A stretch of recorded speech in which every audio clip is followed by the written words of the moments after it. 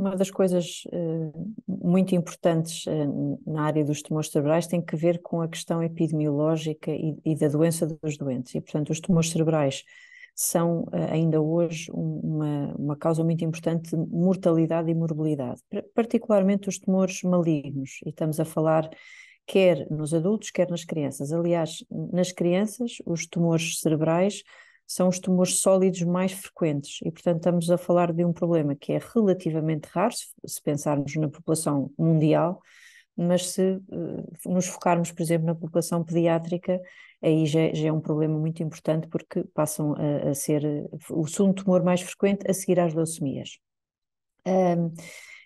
Portanto, a nossa dificuldade como clínicos, os tumores cerebrais são tratados em equipas multidisciplinares, portanto, inclui os cirurgiões, mas também inclui oncologistas, radioterapeutas, fisioterapeutas, pediatras, enfim, portanto, é de facto um tratamento multidisciplinar. E a grande dificuldade que temos ainda hoje em dia é que muitos tumores não são curáveis. Portanto, por um lado, há muitos que não se conseguem curar, e, portanto, a doença avança independentemente dos tratamentos que fazemos. E depois, por outro lado, há alguns que hoje em dia, com os protocolos que existem, que alguns já se conseguem curar, mas os nossos pacientes depois têm muitos problemas associados aos tratamentos que fizeram. Dito isto, acho que não é difícil perceber que, de facto, os tumores cerebrais são um problema importante, e por isso é importante que a medicina e a ciência se juntem para tentar melhorar, por um lado, os tratamentos, e melhorando o tratamento, melhoramos a sobrevida, mas também melhorar a qualidade de vida. Do ponto de vista internacional, todos os centros de investigação, todos os grupos de investigação e todos os centros hospitalares que tratam doentes com estas doenças têm evoluído no sentido de tentar estudar mais a fundo os tumores para que possamos ter mais informação, mais conhecimento que se possa traduzir num melhor tratamento no futuro. Portanto, tratamentos que sejam dirigidos, portanto, não um tratamento global para uma doença global, mas um tratamento dirigido mais àquela pessoa consoante as alterações que aquele tumor tem. O desenvolvimento dessa plataforma foi exatamente pensado para o doente. Portanto, é uma plataforma que tem por base portanto, começa na colheita das amostras dos pacientes e, portanto, aquilo que nós começámos a fazer no início de todo este projeto, que foi há mais de 10 anos atrás, foi começar sistematicamente a recolher amostras, portanto, pedacinhos de tumores de pacientes que nós operávamos. Começámos a fazê-lo aqui no Centro Hospitalar de Lisboa Norte, que é onde eu trabalho, por uma questão de logística e de facilidade. Este banco de tumores cerebrais existe no Instituto de Medicina Molecular, aqui do campus, chama-se um centro académico, Centro Clínico Académico de Medicina de Lisboa, e a vantagem, e acho que isto é muito importante, a vantagem de ter no mesmo campus, no mesmo espaço físico, um hospital, um instituto de investigação e uma faculdade, permite realmente olear esta interação e facilitar este tipo de investigação.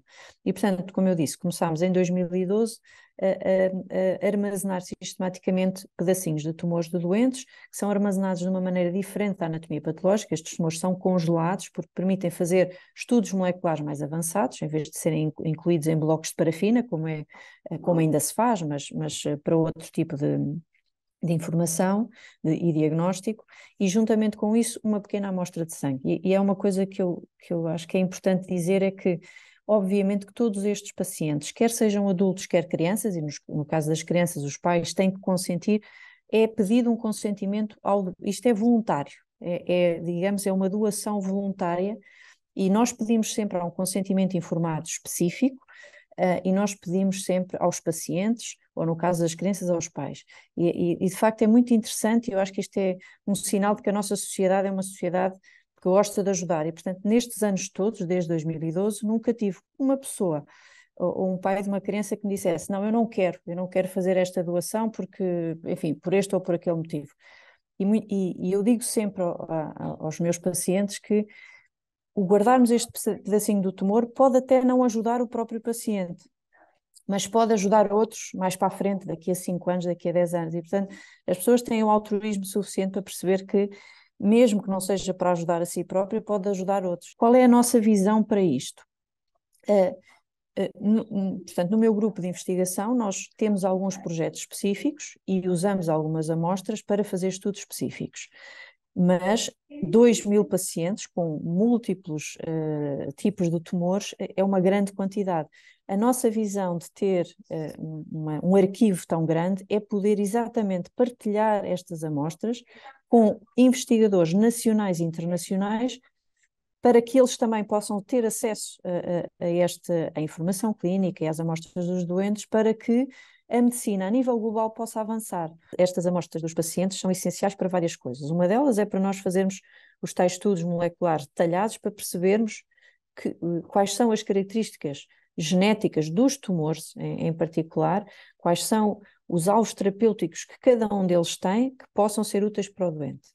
Portanto, podemos usar estas amostras para pesquisa de biomarcadores, mutações, portanto, alterações nos genes, etc.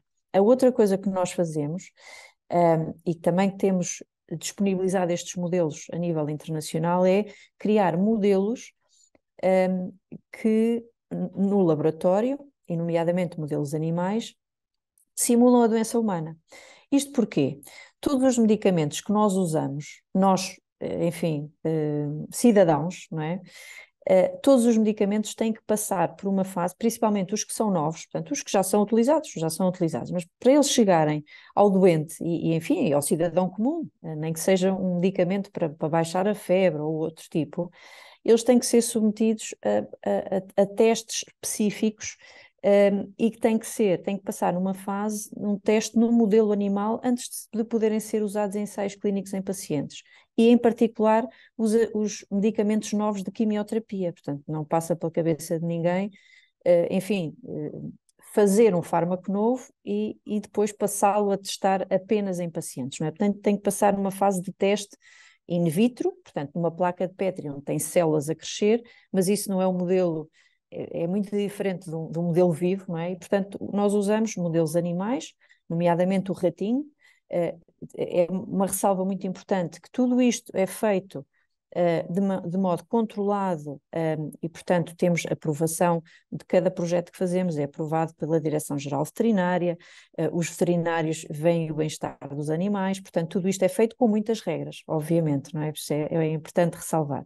E, portanto, o que nós fazemos nestes modelos, pegamos num pedacinho do tumor do doente e implantamos num ratinho que é imunodeprimido, não tem sistema imunitário, porque se tivesse sistema imunitário, rejeitava como se fosse um corpo estranho, o pedacinho do tumor.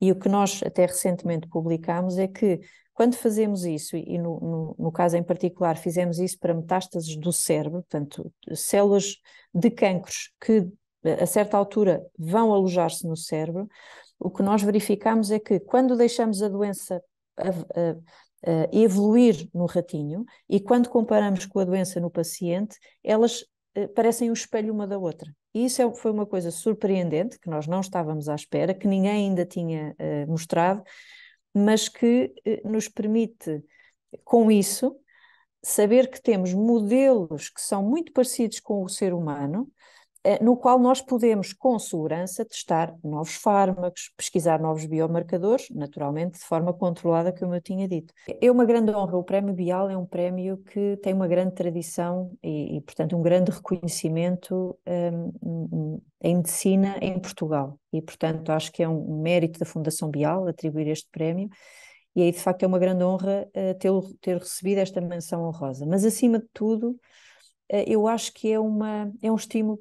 É um estímulo para o futuro, é um estímulo, ao mesmo tempo que reconhecem o nosso trabalho e o que fizemos até agora, é um sinal de que devemos fazer mais e devemos fazer melhor. E, portanto, no fundo, eu acho que nos dá um estímulo adicional, enfim, o valor monetário permite também, enfim, avançar com outras partes do projeto, que ainda não tínhamos avançado, mas eu acho que é um grande estímulo para nós continuarmos a fazer mais, fazermos melhor e continuarmos a ter esta visão global. Portanto, é uma investigação que é feita em Portugal, é feita neste campus do Hospital de Santa Maria, do Instituto de Medicina Molecular, mas virada para o mundo. E eu acho que isso é uma virada para o mundo e centrada nos doentes. E isso é essencial, e eu acho que é talvez a coisa mais importante deste prémio, uma alavanca para fazermos mais e para fazermos melhor.